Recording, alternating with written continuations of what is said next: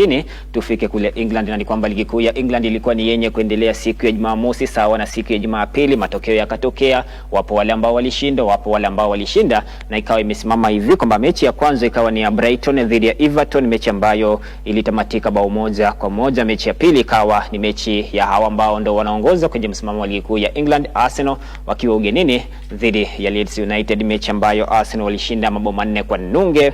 Mechi ya Wolverhampton ikatamatika kwa faida ya Bournemouth, wakati Bournemouth wakawa ni wenye kushinda mabao 2-0. Chelsea nayo ikaipepeta na kuishinda timu ya West Ham mabao 3-2. Bingwa mtetezi huyu ni Liverpool akawa ni mwenye kuishinda timu ya Newcastle mabao 4-1. Alafu siku ya Jumapili matokeo ndio kama hivi kwamba Aston Villa wakawa ni wenye kuulizwa kwamba mnashikia nani ndani ya top 4. Wakawa wakushindwa bao 1-0 dhidi ya Brentford. Mechi ya Manchester United ikawa ni mechi yenye kusisimua, mashabiki walikuwa ni wenye kufurahikia mechi hii, wakati Manchester United walishinda Fulham mabao 3-2. Nottingham nao wakatoshana nguvu dhidi ya Crystal Palace bao 1-1. Alafu mechi nyingine ikawa ni mechi ambayo mashabiki wa Arsenal walisema kwamba Tottenham umekuwa ni wenye kutusaidia baada ya Tottenham kuifanya Manchester City kudondosha pointi 2 muhimu baada ya mechi hiyo kutamatika mabao yakiwa ni 2-2. Alafu hii leo siku ya Jumatatu saa 5 usiku kutakuwa na mtanange mwingine wa ligi kuu ya England, wakati Sunderland watakuwa nyumbani kucheza dhidi ya Burnley, mechi ya saa 5 usiku. Kayesi, angalia hapa, wewe ni shakiki wa Chelsea, na Chelsea yako ni timu ambayo wengi walikuwa wanasema kwamba huenda ingeshinda sababu West Ham wako kule chini wanahangaikia hali yao,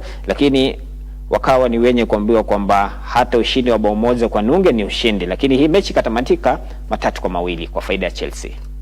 Ilikuwa ni mechi nzito kwa Chelsea sababu first half mechi iliishia 2 bila kitu kwa faida ya timu ya West Ham, lakini kwenye ile second half tuliona Chelsea tofauti. Tuliona pale kuna kocha ambaye anajua kusoma mechi, kocha ambaye sasa hivi mashabiki wa Chelsea wanazidi kuona kwamba wana kocha ambaye ni mzoefu, kocha ambaye anaelewa kazi yake vizuri. Ni kwa nini nasema hivyo? Ni kwamba zile wakati wa kocha Maresca ni kwamba tulikuwa tunaona wakati Chelsea wako chini kama hii mechi ya West Ham, tulikuwa tunajua tu ni wazi kwamba Chelsea hapa hata kupata alama moja huwa ni vigumu, lakini sasa hivi chini ya uongozi wa kocha Liam Rosenio tunazidi kuona Chelsea ambayo imefufuka, Chelsea ambayo wanazidi kucheza vizuri, timu ambayo wanazidi kusajili matokeo mazuri, na tulishuhudia kwenye ile kombe la Champions League walilazimika pia kutoa jasho ili waweze kuwa ni wenye kupata alama, na pia tukashuhudia kwenye mechi ya weekendi dhidi ya West Ham walilazimika kutumia wale wachezaji wa bench pale ndiposa waweze kuwa wenye kutoka nyuma na kupata ushindi. Kikubwa ni kwamba sasa hivi timu ya Chelsea iko vizuri, ndani ya mechi 6 wameshinda mechi 5, na wakizidi kuendelea hivyo Chelsea itakuwa ni timu ya kumaliza ndani ya zile timu 4 bora, sababu sasa hivi mwana Villa yule simpi nafasi ya kumaliza ndani ya timu 4 bora. Ni kutokana na kuwa ni wenye wanakosa kuonyesha mchezo mzuri kwenye mechi yao ya weekend, walikuwa ni wenye kushindwa bao 1-0 dhidi ya Brentford, na pia kuna mechi ya nyuma pia waliweza pia ni kupigwa pale.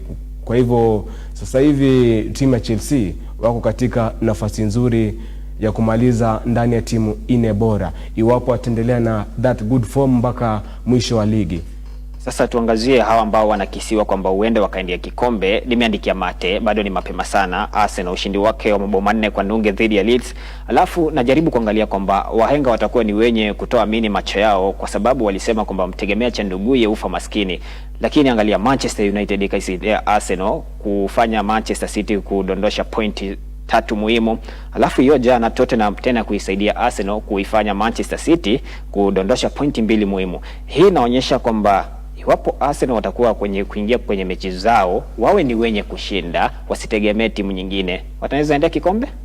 Sasa hivi timu ya Arsenal, ile kambi ya Arsenal, wanastahili kufahamu kwamba kufikia sasa ndani ya zile mechi ambazo zimesalia, jambo lolote linaweza kufanyika kutoka mwezi wa Februari mpaka mwezi wa March pale. Kwa hivyo wanastahili kufahamu kwamba hawatakikani kupata hata sare sasa hivi kwa sababu this season the league is for Arsenal to lose.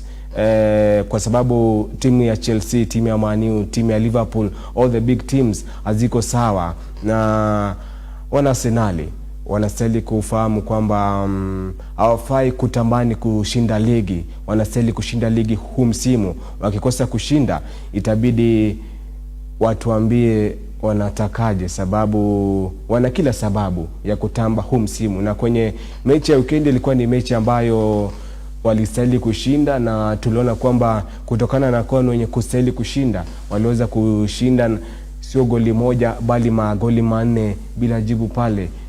Ni kuonyesha kwamba tu baada ya kuwa ni wenye kupigwa na timu ya Man U pale, walikuwa na ile wasiwasi au walikuwa chini ya shinikizo. Mechi inayofuata lazima mpate alama, na tuliona wazi kwamba ndani ya ile mechi ya Leeds waliweza kuonyesha mchezo mzuri sana. Waliweza kuonyesha kwamba ni timu ambayo inatamani kuwa ni timu ambayo inatangazwa bingwa mwishoni mwa msimu, na timu ya Arsenal wazidi kuwa na mfumo mzuri hadi mwisho wa ligi, wazidi kuonyesha mchezo mzuri, sababu msimu wanastahili kushinda ligi. Wakikosa kushinda itazungumziwa sana. Sasa mashabiki